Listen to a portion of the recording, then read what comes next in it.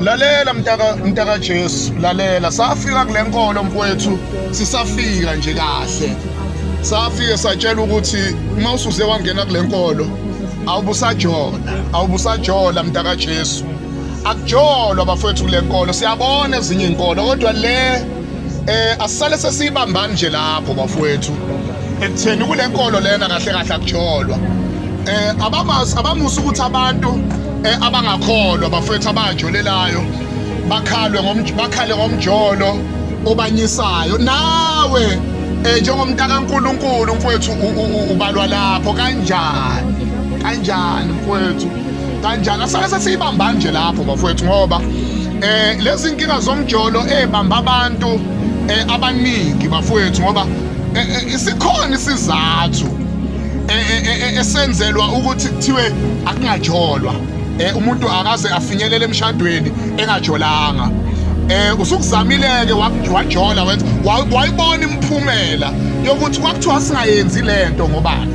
Lalela, ngiyafunda enye i-status saka-Facebook somunye ethi mangathi waqala phansi empilweni yini ongayenza. Hey, ngiyakutshela into ebiqhuma phambili laphana ihamba phambili bekuyinto yokuthi nje mina yazi ngiyasola ukuthi ngakhulelelwani.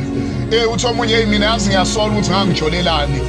Mina yazi mina ngavele nje ngingabe ngisajola nje. Mangathiwa ngiqala phansi nje uyabona. So zonke lezo zinto bafowethu sisikhombisana zisitshela ukuthi lento yomjolo guys bafowethu ayiphumani kuyona. Phumani nje bafowethu, sisakhuluma lana ngabantu-ke nje. Uma usukholwa mfethu ususindisiwe, ufunani emjolweni? Wenzani emjolweni usindisiwe? Le ndaba lena engisho lana bafethu ngiyazi ukuthi ayizuhlala kahle kwabanye ngoba abantu bafuna ukuthi basebengena entweni bese bengalandeli imithetho yayo, beze nezinto zabo. Kanti usungena entweni ulandela umthetho walento osungene kuyo. Niyangizwa bafethu, niyangizwa. You understand my assignment? Niyangizwa, you understand my assignment? Danko!